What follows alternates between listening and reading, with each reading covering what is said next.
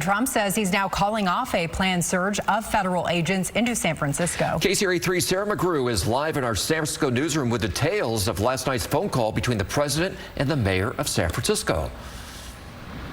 Yeah, there's still a lot of uncertainty as to what this all means, but Mayor Daniel Lurie did say that he talked with the president late last night and that the president told him that he's calling off any plans for a federal surge in San Francisco. In our conversation, the president told me clearly that he was calling off any plans for a federal surge in San Francisco. Secretary of Homeland Security Kristi Noem reaffirmed that direction in our conversation this morning. I also spoke this morning to Attorney General. If that applied to the rest of the Bay Area and which federal agents this does or does not apply to, when asked if he thought the president might change his mind, Mayor Lurie said his focus right now is just on San Francisco.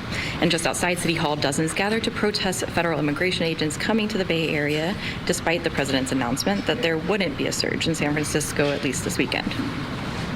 It's a fabulous idea. Now, whether or not we can trust him is another story, because he is a yo-yo president. One minute he says A, and the next minute he says B. Now, a lot of people are still on high alert here in the Bay Area, and Mayor Daniel Lurie did say during his press conference, too, that plans remain in place in case anything changes. Back to you. All right, so the president says he will not take action in San Francisco for now. We know these federal agents are there in Alameda. We don't know their plans. What are other Bay Area cities saying now about this? Yeah, Oakland Mayor Barbara Lee actually spoke earlier today as well.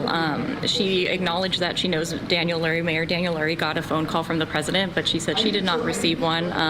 Doesn't know what the plans are for federal agents in Oakland, but they are continuing to move forward to prepare for any influx. She encouraged protesters to remain peaceful and to, quote, not take the bait. All right, Sarah McGrew in San Francisco, thank you.